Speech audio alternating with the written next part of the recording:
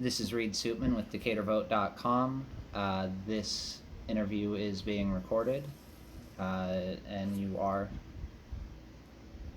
Oh, I am Karl Coleman, KarlColeman. And you are running for County Board District 1. Absolutely, running for re-election to County Board and District 1. I currently serve as a member from District 1 in the previous redistricting cycle, though my new district will be also District 1 under the new county redistricting plan. All right. So now we'll get a little bit into your platform. In your words, what does the County Board do? It's a fun question. I get that quite frequently, and I've learned that the easiest explanation depends upon who I'm talking to. But essentially, the Macon County Board is the governmental authority for Macon County, so we make decisions that affect things all across the board. The thing that makes it interesting is the home rule, because in Illinois, during the home rule statute, municipalities can apply to get home rule, which essentially means that the ordinances that the county passes does not affect the municipalities with home rule. So essentially, other than a few specific areas, all of the policies that the county board passes only affect the unincorporated parts of the county. It's every municipality in Macon County has home rule authority. Okay. To my understanding, I should say that. So the county board legislation doesn't affect like Decatur or Mount Zion so much as the areas around them that are unincorporated. And in governing those areas, what would you say the county board does? So one, the areas that we do are able to pass ordinances that affect everywhere in the county are county processes that every part of the county participates in. For instance, the state's attorney's office, the sheriff's office, the treasurer's office, so property taxes, things of that nature there. These are all things that we as a county board have authority to pass ordinances about that do affect the entirety of the county. For instance, the city of Decatur does not have a district attorney, therefore the attorney is the state's attorney, things like that. So, for instance, if we were to institute a ban on no-knock warrants, things of that nature there, that would be that would be effective countywide, things of that nature there. Even though the Decatur has its own police department? Yes, police departments are not the people that issue warrants. The people that issue warrants are the state's attorney's office and/or the judicial system, the county judicial system. Okay. All right, thank you. And what, I'm sorry. Broadly speaking, why are you running for office this year? I'm running for re-election for numerous reasons. One, I am a 23-year-old black man, and in Macon County, and oftentimes being an elected official, being a community advocate, I'm oftentimes one of the only people of color in the room, and I'm oftentimes one of the only people, for instance, under the age of 35. So I feel personally that when I go into these rooms, when I go into these entities, if anything, I'm going to bat for two different populations that aren't normally represented to the degree in which they need to be. Again, young folks and African Americans or minorities in general, because in Macon County, they lump us together. But nevertheless, bringing values back to the county board, bringing ethics, bringing morals, the way the county board currently does business, in some instances could be considered unethical if one will, though I don't necessarily think that the county is currently operating. The way the county currently operates is reflective of the values in Macon County. We care about public health here. We care about safety. We care about science. We care about all these different things that truly help govern a functioning society. And unfortunately, I don't necessarily, this isn't my only opinion either, that's not what's being done currently. Making fiscally regressive decisions that are not in the best interest of Macon County citizens, whether that be shying away and outlawing cannabis-related businesses, which could potentially bring $2 to $4 million every single year, which we just choose to opt out of and not take part of. Even more funding. There's funding opportunities and portals made available to communities that do have cannabis revenue, because the taxes from that are actually used to facilitate development and social repair, things of that nature there, in the state of Illinois. And unfortunately, because we're a county that has opted out of that, we're not able to take advantage of that. Things like that. Just decisions that are not moving the county forward like they need to be. Okay. What are your 3 biggest priorities for the county board?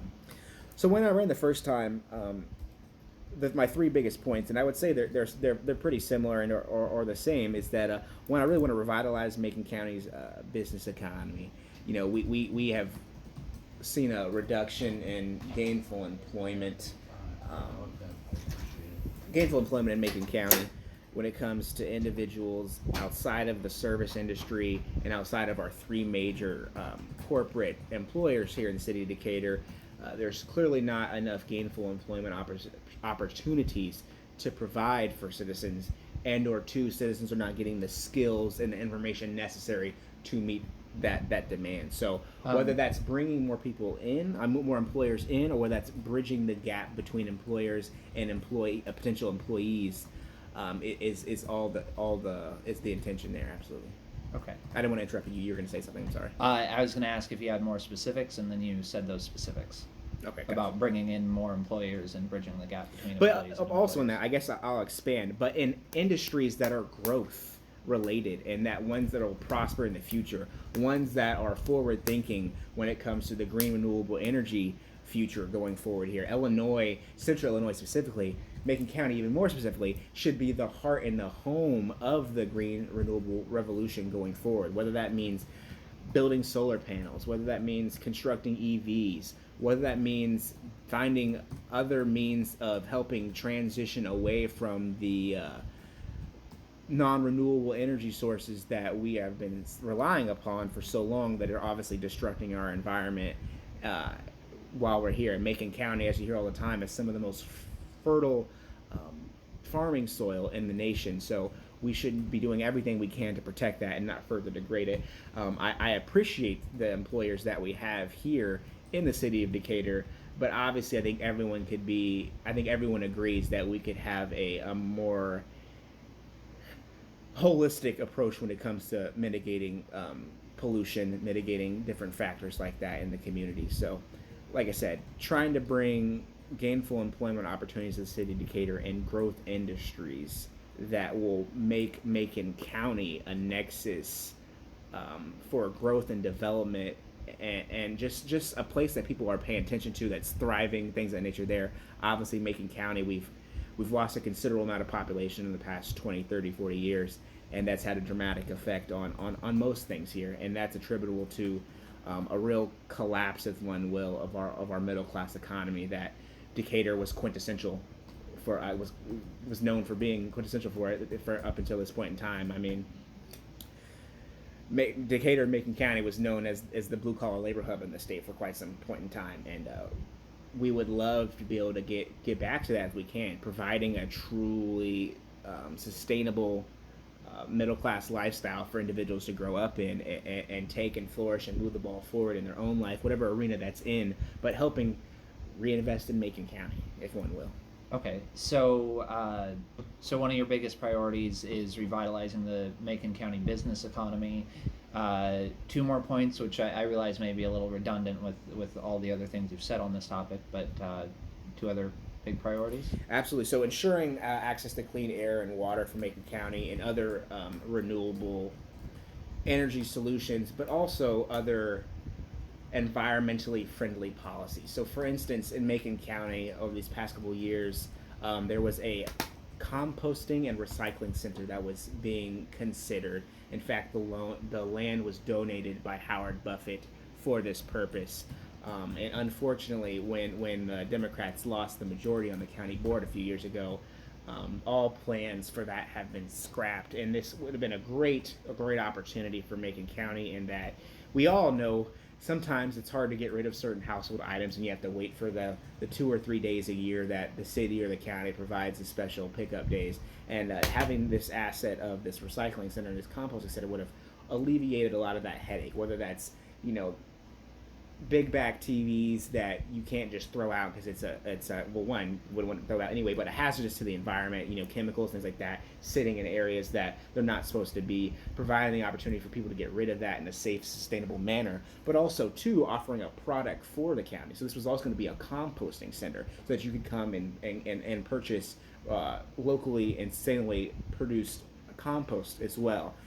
But as I said, unfortunately, once the Democratic Party lost the majority on the county board, the Republican Party decided to move against and ultimately shut down the plans to bring forth this center. So I would love to see that idea be brought back to the fold, and other things that are going to help, like I said, move that ball forward when it comes to one, economic generation, but also to ecological sustainability in Macon County. That's one of our biggest resources here is our natural beauty, like I said, the fertile soil, things of nature there, and and I think we could all agree, whatever side, Republican or Democrat, conservative or liberal, that's true, and that we need to protect it. Okay, so for point two, it's environment, and of course you said a lot more on that too. Do you have a third biggest priority?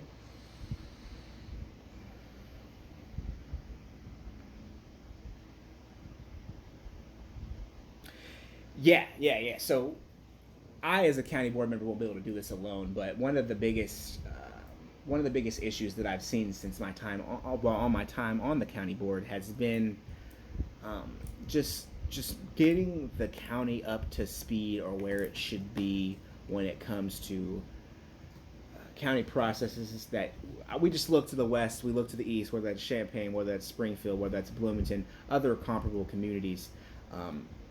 And there's more structure, there's more formality, and that I think is a hindrance to a hindrance to just about everything we've talked about when it comes to bringing forth better jobs, helping clean up the environment, helping do these other things. Though, I mean, for instance, and this is kind of getting away from your point, I apologize, but we just instituted a county email system while I was in office. Prior, when I ran first time, I had developed my own email and use that for official county board business. So we had just adopted a county ran email system within the past calendar year. Mm-hmm. We have just hired a county administrator for the first time in Macon County's history in 2022. That is also another thing that is pretty commonplace with counties of comparable size and scope, and that really helps generate different opportunities or opportunities to bring forth ordinances and help provide the services, the necessary services as a county to our citizens to provide the best quality of life, and the best opportunity to make the best of their life, and also bring that to Macon County. That's another thing. We lose a good. We have lost population in Macon County, obviously, like we've already spoken to, and we have that brain drain. So even the people that are here, when they go off to college, they often don't come back here. They often leave to find those employment opportunities. And whatever we could be doing as a county to make sure those people feel that Decatur, Macon County can be a home for that, somewhere that they can prosper and pursue their dreams, while also reinvesting themselves and their knowledge and their skills that they've gained here in this local community, is what I'm doing. Or that's what I would like to continue doing on the county board. Okay, thank you. And just kind of bullet points for this one, for the next two. What do you think are the three biggest priorities for voters on the political left? Voter protections, integrity. Obviously, the right to vote is being attacked in this nation. Here in Macon County, we're seeing it even more so with the disenfranchisement of minorities and all Democratic-minded people in this county. The county board structure that we're currently running under is an illegal voting rights structure. Is an illegal map that violates the 1965 Voting Rights Act. So ensuring that all people have a fair and equal chance to, one, have their vote be cast, let alone, for instance, run for office, things of that nature there. That is one of the biggest things I think we're dealing with. Okay. Two more points that concerns from the political left. Well, obviously, a woman's right to choose is another huge one. Now, I'll admit, as a county board, we don't have much authority or say-so in that. But nevertheless, obviously, with the overturning of Roe v. Wade and a woman's right to her body autonomy and her right to make her own decisions when it comes to her health care is a whole other thing. Okay. And I think the decision itself is even more of a slippery slope, in that the way that the court came down with that decision is that it leaves just about every other uh, constitutional right and or right that we have gained through the court system through precedent is now on the chopping block, if not possible. So if one will, you could say democracy in general, but Mhm. I don't know if that answers your question there. So It does. Abortion rights, voter protections, voting integrity. What about a third point? I mean, I kind of spoke to it earlier with the climate, but I think climate's another big one too. I mean, Climate change, right okay. now, much of Europe is dealing with record heat waves that are causing, wildfires over there that they've never seen. Here in central Illinois, we're seeing the same effects as such, with Mhm. more extreme weather patterns, hotter hot days, colder cold days, wetter wet days, and everything there. So Okay, so we have voter protections, abortion rights, and climate change. So, what do you think are the three biggest priorities for voters on the political right? hmm, that's a good question. I appreciate it. Mhm. Um, I I would say some of the same concerns, maybe not for the same reasons. Obviously, I often hear voter integrity and voter protections, from the sense of fraudulence, preventing electoral fraudulence, things of that nature. There, I would say that's an issue. I would say business development is another issue too. Um, where or what industries those jobs are in, I think we may disagree upon per se, but I think we can all agree that we need to, one, continue to provide more gainful employment opportunities, but also make sure that our workforce is trained up and prepared to take on those opportunities. Okay. And a third concern from the political right? Yeah.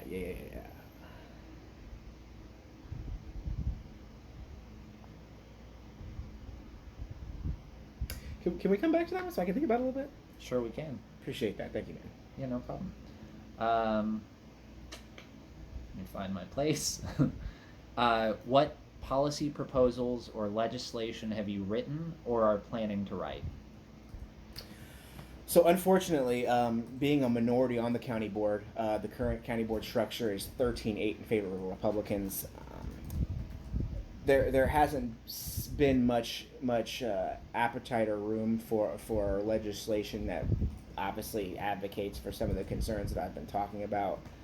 Unfortunately, it seems at times we're playing defense when it comes to the different policies and initiatives that the Republican caucus is trying to put forward, that are obviously we believe to be detrimental to us as a county and to our progress, things of that nature there.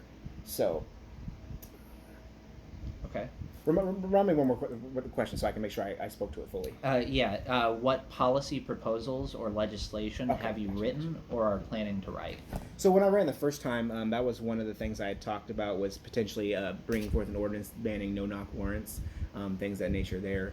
Um, Obviously, in respect and in light of what would happen with Breonna Taylor's situation, being able to prevent that from happening for anyone here in Macon County is obviously of the best interest of all citizens.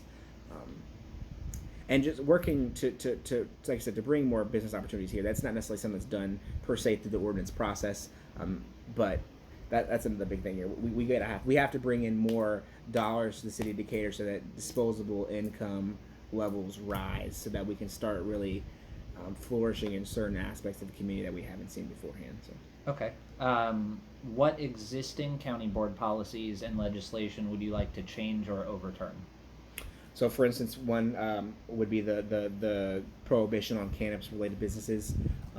Right now, it's currently just dispensaries that are banned. We did change the ordinance within this past year that allowed for instance, infusion centers, technically even production facilities, I do believe.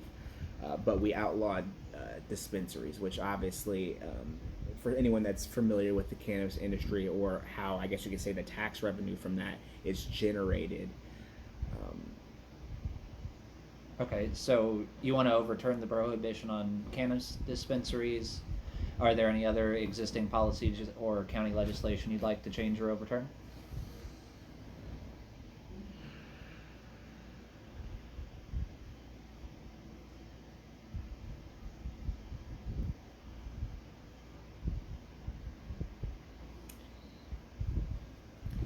I, I, I, I don't want to say I struggle to find a specific instance because I don't want to say that's correct, but whether it's an ordinance or a law, you could say it's more or less how they're brought about. So, for instance, the county board has doesn't have as broad of authority as some people may think when it comes to passing ordinance. Sometimes we're kind of limited and we're kind of boxed in a sense, but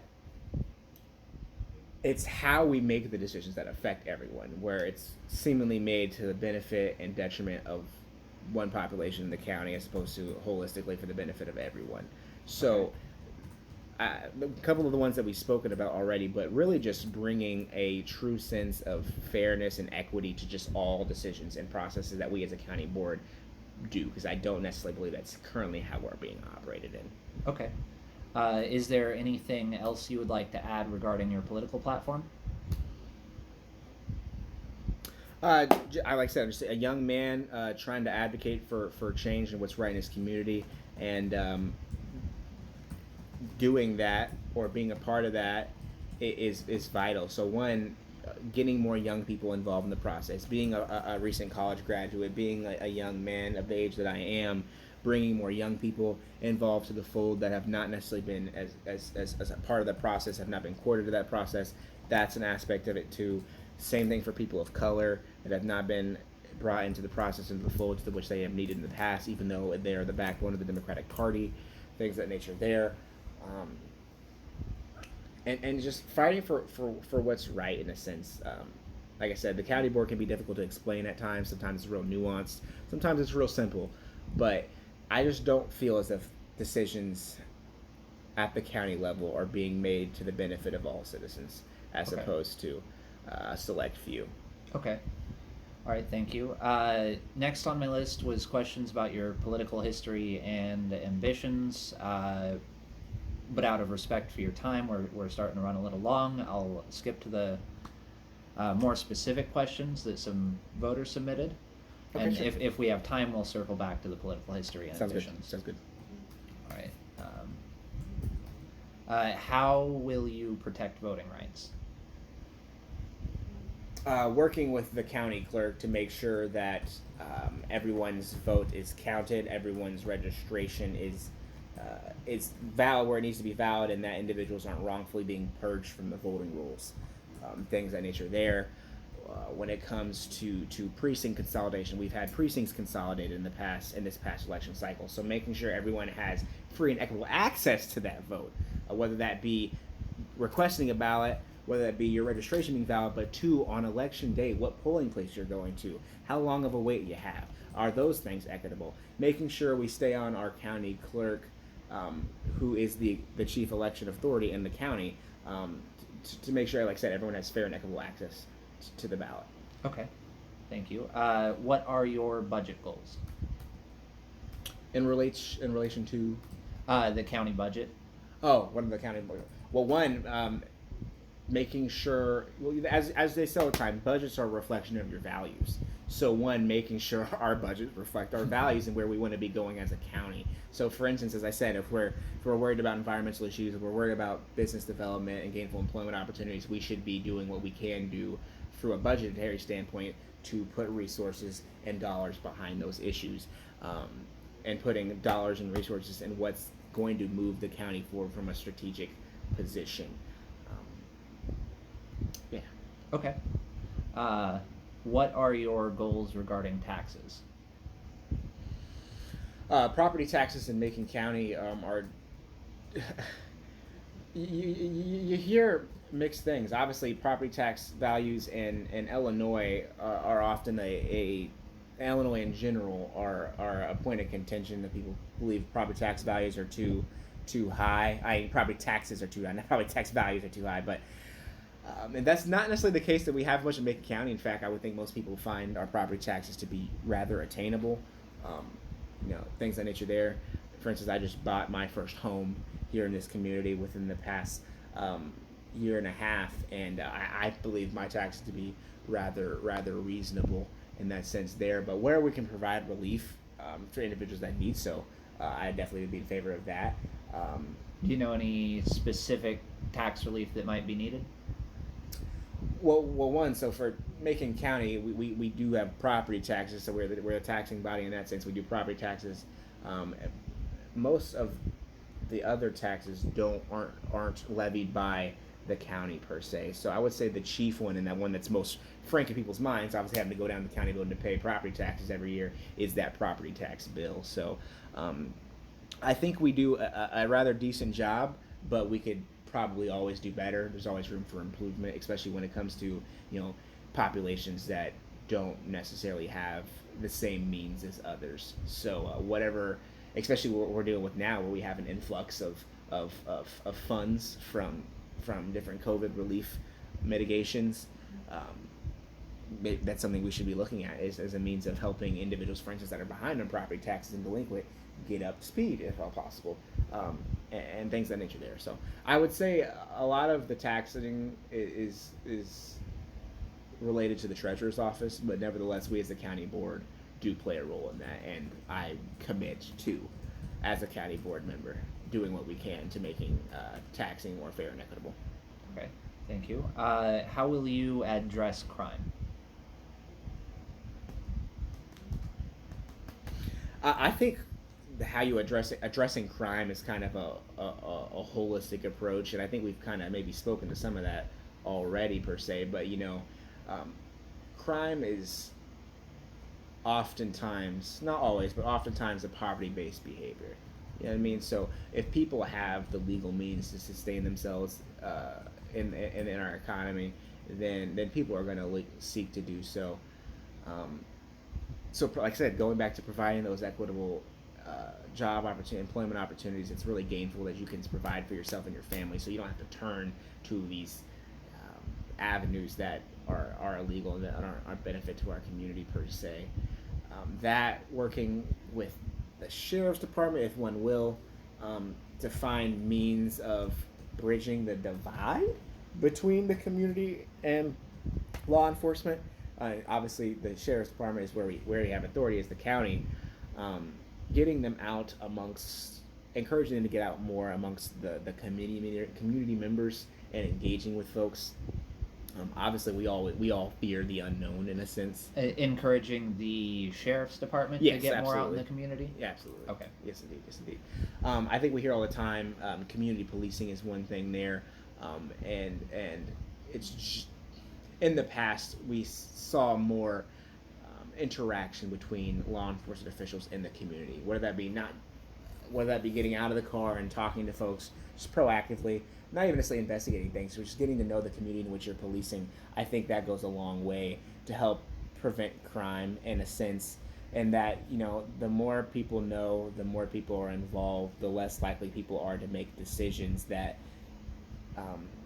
don't benefit their community around them. Obviously, the more you're engaged, the more you generally care, and the more you begin to understand that we're all in this together per se, and we all got to act in our own best interest in a sense there, for the good of the community. Okay. And then from what sources do you get most of your news? Oh, well, I appreciate you asking.